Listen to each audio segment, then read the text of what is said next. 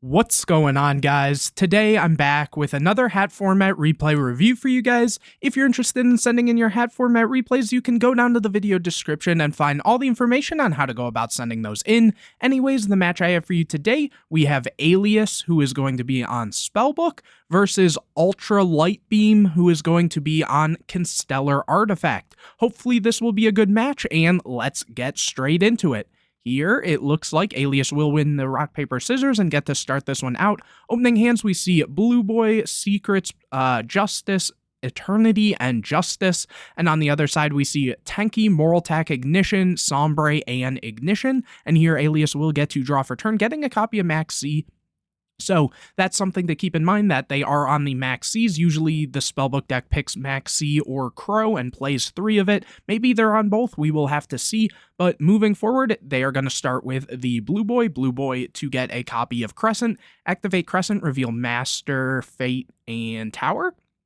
And here they're going to get the copy of Master. So from here they can then activate Secrets to get the copy of Fate, activate the Master, revealing Fate, and get a copy of Tower by copying the Secrets, obviously. From here, they're going to set Fate, activate the Tower, and pass it over to Ultra Bright Light Beam. I'll just call them, I don't know, Light Beam, who is going to get a copy of H.A.T. And here, they are going to activate Ignition, popping the copy of Fate, which Alias is going to chain, banishing 2 to be able to reset the copy of Blue Boy. And from here, Light Beam is going to set a copy of Moral Attack. After that, Tenki is going to be activated to get a copy of Koss. And from here, H.A.T is going to be summoned. Alias are they going to chain the Max C? They are going to chain the Max C, and Koss will be summoned. And here, it looks like Alias will get a copy of Solemn Warning. Koss was summoned, and using the effect twice to be able to make a copy of Pleiades, using the Pleiades and bouncing the Blue Boy, and it looked like Alias drew another Blue Boy there regardless,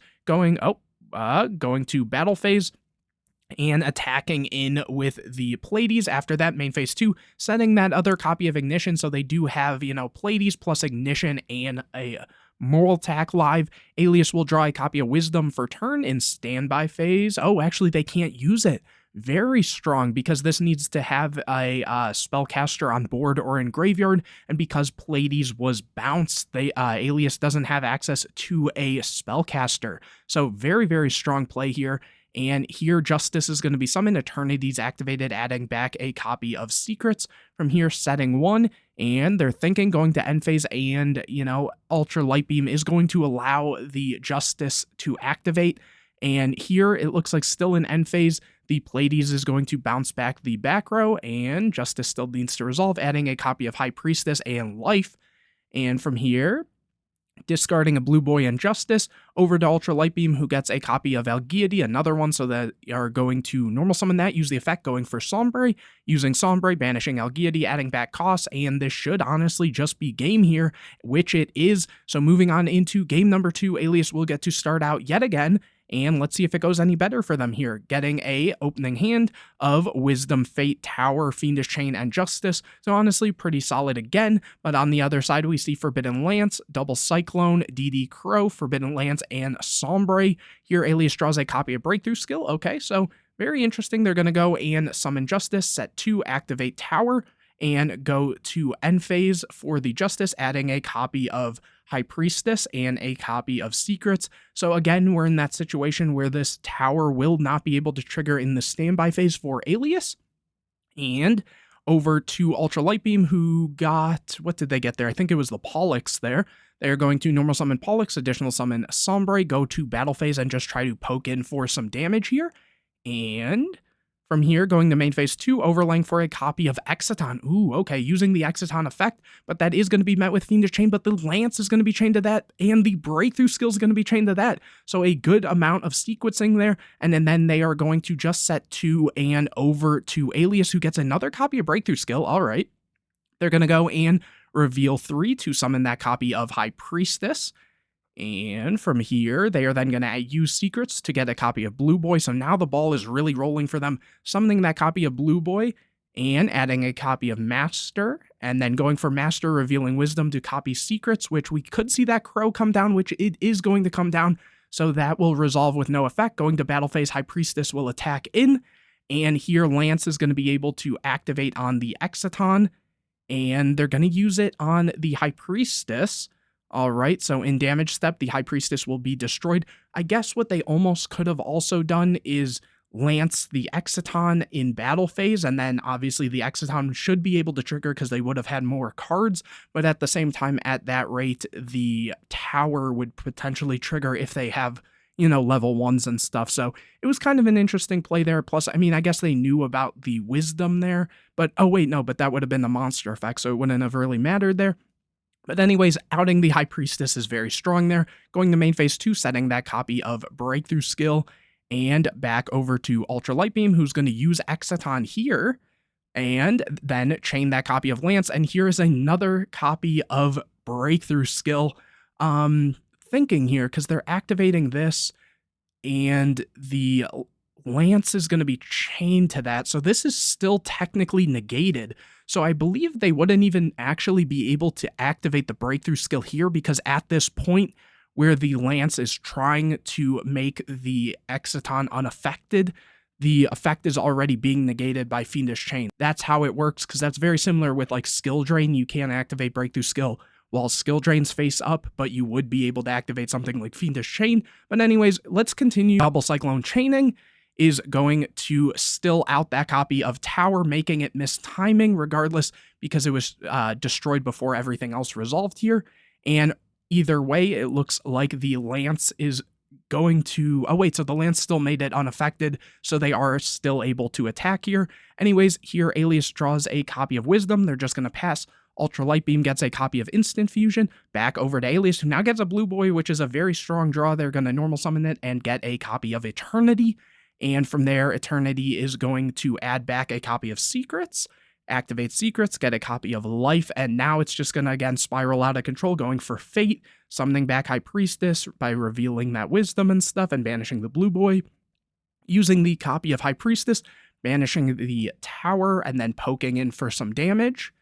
And backed up with Fate, you know, Ultra Light Beam is going to be in an uphill battle, drawing into a copy of Soul Charge, using the Soul Charge, and going for Pollux and Sombre, it looked like. And from here, let's see what they do. Fate's going to be able to activate, probably banishing the Sombre, which it is, and then Instant Fusion's going to be able to activate, so getting very low on life, going for a copy of Marvelous, going for another copy of Exciton, all right, using the effect, which is going to clear everything. So very swingy game here. Oh, and Temperance is drawn, so that's like the perfect draw, activating the Wisdom, and then being able to use the Temperance to go for High Priestess, using the High Priestess, banishing to pop the copy of Exciton, and that is going to force the game number 3, so the Ultra Light Beam will get to start this one out. That was a very back and forth game right there. That was pretty cool to see. Opening hands, we see Blue Boy, Master, High Priestess, Crescent, and Warning. So very strong hand here from Alias. And on the other side, we see Sanctum, Rhoda, Ignition, Tenki, and Mortac. So also a very solid hand here from Ultra Light Beam. And they will draw into a copy of Algiady. And from here, they're going to activate Rhoda and Tenki at the same time, just kind of showing to that they are going to skip a little bit of steps, adding a Pollux and Cost there. From there, they are going to normal summon Pollux and additional summon the copy of Cost, using both effects and going for a copy of Pleiades before setting 3 back row. Very, strong board here. Alias is going to draw into a copy of Spellbook of Life. And from here, they are going to activate Crescent, revealing, I should say, Wisdom, Power, and Secrets, and getting that copy of Secrets. From here, they're going to take a second to think, and they are going to normal summon Blue Boy, adding a copy of Secrets. After that, activating Secrets for a copy of Wisdom. And are they going to go for the High Priestess? It looks like they are, revealing 3 and summoning that. Will there be a response from Ultra Light Beam? Let's see. And it looks like on resolution of that, Sanctum is going to be activated, summoning a copy of Mortac. Mortac effect is going to activate to destroy the copy of High Priestess. Now, obviously, we know that Spellbook of Life is in hand, but there is not another monster in Graveyard, so they won't be able to use that here, but here they can go for Master, revealing Secrets, copying Secrets, and going for Fate. Alrighty. And from here, it looks like the Spellbook of Fate is going to activate to banish 3, to banish a card on field. Pleiades is going to be chained to bounce the Tenki. And now that I think about it, I feel like Ultra Light Beam honestly probably could have played that a little bit different, because if the Blue Boy was summoned and they had bounced with Pleiades, it would have kept Alias off of being able to go into Master and stuff like that. And then obviously if they still sanctumed into Mortal and Mortal popped the High Priestess, it would have meant that they had no spellcasters and stuff. And then even then they wouldn't have one in Graveyard for the life regardless. And that might have really locked down Alias here, but choosing not to do that might actually be, you know, kind of hurtful. Obviously they still have Ignition and Mortal Tech, so it's still looking pretty good for them here, but that definitely was a play they probably could have gone for. And anyways, here they're taking a second to think, and they're going to go to battle phase. Okay, so swinging in with the Blue Boy, probably going for that life, yeah. So going to try to bring back that High Priestess, and they are going to allow it. Maybe we'll see the Ignition here, which we will, popping the other Mortal Tech. Mortal Tech will then be summoned, and that will pop the High Priestess, and it looks like, they are just going to set that copy of Warning, and then setting that Mortal Tech there, and going and passing turn. Here, Soul Charge is drawn, and overlaying for a copy of Durendal. Okay, but that is going to meet with the Warning. But here they still are in a very good position, honestly, because they can go, yep, Tenki into a copy of Koss, and then go Algiady and Koss, which is exactly what's going to happen, and go to battle phase, swinging in with both, which is going to be 1900 and this 16, and it's just out of lethal here. 34, 35, okay? And so they aren't able to go for like a Cowboy here. Instead, they're going to increase both levels and go for another Pleiades. So Alias is not in a great situation here, drawing a copy of DD Crow.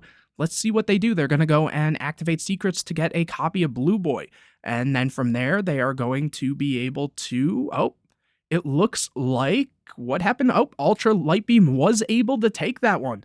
Nice. So actually a pretty solid game there. They said wait though at the bottom. When did you get Crow? Oh, okay. They're just talking a little bit. But yeah, so Ultra Light Beam does take that one in a very solid game, honestly. I think that, you know, that game 3 Ultra Light Beam definitely had, you know, game a little earlier had they, you know, done some other plays, but overall pretty cool back and forth. And hopefully you guys enjoyed this video. If you did, make sure to leave a like on it, comment any questions or videos you want to see in the future, subscribe to the channel, hit the bell to get notified anytime I put a new video out, share this video with your friends, and don't forget to go down to the video description to find out how you can send in your hat format replays, whether you won or lost. If you thought the deck you or your opponent was on was pretty cool, feel free to send that in. I'm sure a lot of people would love to see it. But anyways, guys, I will see you in the next video.